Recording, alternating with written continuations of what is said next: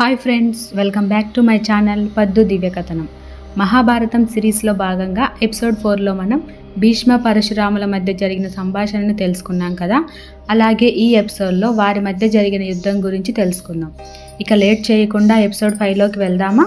పరశురాముడు తన శిష్యుడైన అకృతవర్ణుడిని రథసారథిగా చేసుకొని రథాన్ని అధిష్ఠించాడు. భీష్ముడు కూడా తన ధనస్సు చేతబట్టి రథం మీద నిలుచొని ఉన్నాడు. గురు శిష్యులు ఇద్దరూ యుద్ధానికి సిద్ధమయ్యారు.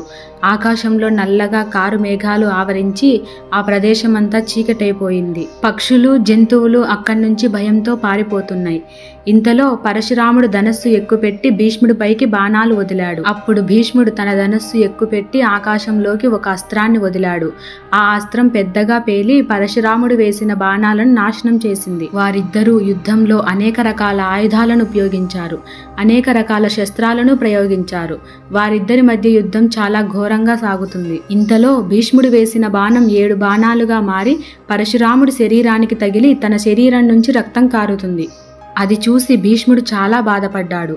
అప్పుడు పరశురాముడు కోపంతో ఒక బాణం వదిలి భీష్ముడు రథసారథిని చంపేశాడు. తరువాత ధనస్సు ఎక్కుపెట్టి మంత్రం చదివి అత్యంత శక్తివంతమైన ఒక అస్త్రాన్ని ప్రయోగించాడు.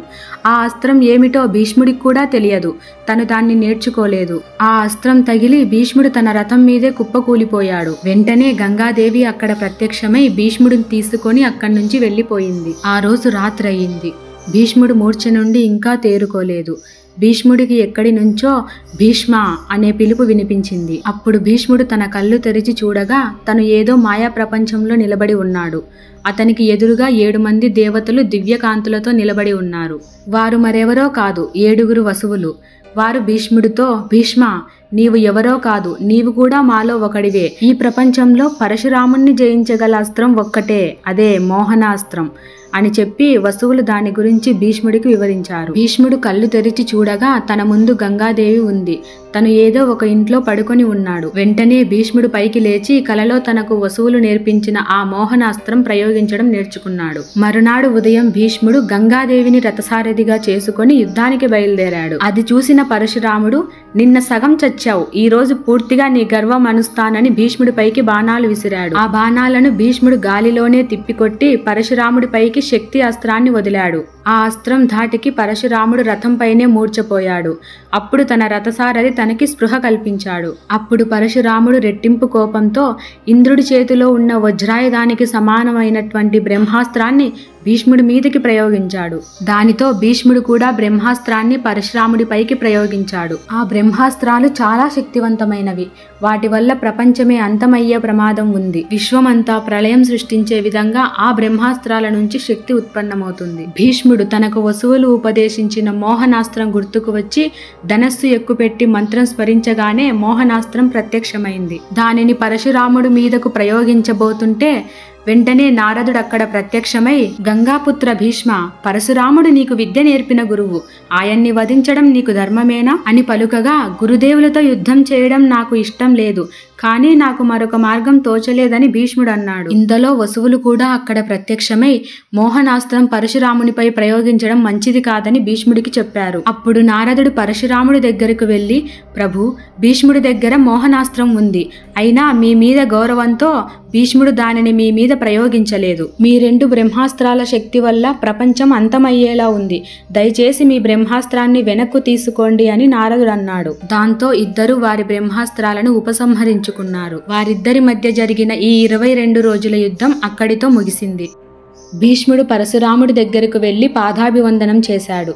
అప్పుడు పరశురాముడు భీష్ముడిని ప్రేమగా దగ్గరకు తీసుకొని, భీష్మ, నీ శక్తి పరాక్రమాలను చూసి నాకు ఎంతో సంతోషంగా ఉంది. నీవు నాతో యుద్ధం చేసి గురువుణ్ణి మించిన శిష్యుడు అనిపించుకున్నావు అంటూ అంబాదేవి దగ్గరకు వెళ్ళి, నేను నా సాయశక్తులా ప్రయత్నించాను, కానీ న్యాయం భీష్ముడి వైపే ఉంది, అందుకే విజయం అతనిని వరించింది. ఇక నీ సమస్యను నీవే పరిష్కరించుకోవాలని చెప్పి పరశురాముడు అక్కడి నుంచి వెళ్ళిపోయాడు. అప్పుడు అంబాదేవి భీష్ముడి దగ్గరకు వెళ్ళి, నీవు నీ శక్తి సామర్థ్యాలను చూసి మిడిసిపడకు. ఏ సింహాసనం కోసమైతే నా జీవితాన్ని నాశనం చేశావో అదే సింహాసనం నీకు ముళ్ళ కిరీటంలా మారి నిన్ను జీవితాంతం చిత్రవద చేస్తుంది. నీ తండ్రి నీకు ఇచ్చిన వరమే శాపంగా మారి మరణం కోసం నువ్వు ఎదురు చూస్తున్న సమయంలో నీకు మృత్యుదేవతలా నేను ఎదురవుతాను అని చెప్పి అక్కడి నుంచి వెళ్ళిపోయింది. భీష్ముడి జీవితం మనకొక జీవిత సత్యాన్ని తెలియజేస్తుంది. భీష్ముడు ఎప్పుడూ ధర్మం వైపే నిలబడ్డాడు. ఎన్నో మంచి కార్యాలు చేశారు. కానీ తాను చేసిన ఒకే ఒక తప్పు అంబాదేవి మనసులో ఏముందో తెలుసుకోకుండా ఆమెను స్వయంవరంలో నుంచి తీసుకురావడం. ఆ పని భీష్ముడు కావాలని చేయలేదు, కానీ దానివల్ల ఒక ఆడపిల్ల జీవితం నాశనమైంది. అదే తప్పు చివరికి భీష్ముడిని అంపశయ్యపై పడుకునేలా చేసింది. దీనివల్ల మనం తెలుసుకోవాల్సిందేమిటంటే, మనం ఒక పని తెలిసి చేసినా తెలియక చేసినా దానివల్ల వచ్చే ప్రతిఫలాన్ని తప్పక అనుభవించి తీరాలి. ఇదిలా ఉండగా 2 ఏళ్లు గడిచాయి. విచిత్ర వీరుడు రాజకార్యాలు విస్మరించి తన భార్యలతో గడుపుతూ చివరికి క్షయవ్యాధి కారణంగా మరణించాడు. విచిత్ర వీర్యునికి సంతానం లేని కారణంగా హస్తినాపుర రాజ్య సింహాసనానికి వారసులు లేకుండా పోయారు. ఒక రాజ్యానికి రాజు లేడు అంటే ఆ రాజ్యం చాలా దుర్భరంగా ఉంటుంది. దొంగతనాలు, దోపిడీదారులు ఎక్కువవుతారు. రాజ్య ప్రజల్లో తిరుగుబాటు మొదలవుతుంది. రాజ్యం ఇలాంటి పరిస్థితుల్లో ఉండగా ఒకసారి సత్యవతీదేవి భీష్ముడి దగ్గరకు వెళ్ళి, కుమారా, నేను అడిగిన దానికి కాదనకుండా అంగీకరిస్తావా అని అడిగింది. అప్పుడు భీష్ముడు, అమ్మా, మీరు నన్ను అర్థించకూడదు, ఆజ్ఞాపించాలి అని అన్నాడు. అప్పుడు సత్యవతీదేవి, కుమారా, నా తండ్రి గారి స్వార్థం వల్ల నీకు దక్కాల్సిన ఈ సింహాసనం నా కుమారులకు దక్కింది. అందుకే ఈ రాజ్యానికి ఈ దుస్థితి పట్టింది. ఇప్పుడు ఈ హస్తినాపురం రాజ్యం రాజు లేక తల్లడిల్లుతోంది. ఈ హస్తినాపురం సామ్రాజ్యాన్ని పరిపాలించగల సమర్థుడు నీవొక్కడివే. వెంటనే ఈ సింహాసనాన్ని అధిష్ఠించి రాజ్యపాలన గావించు.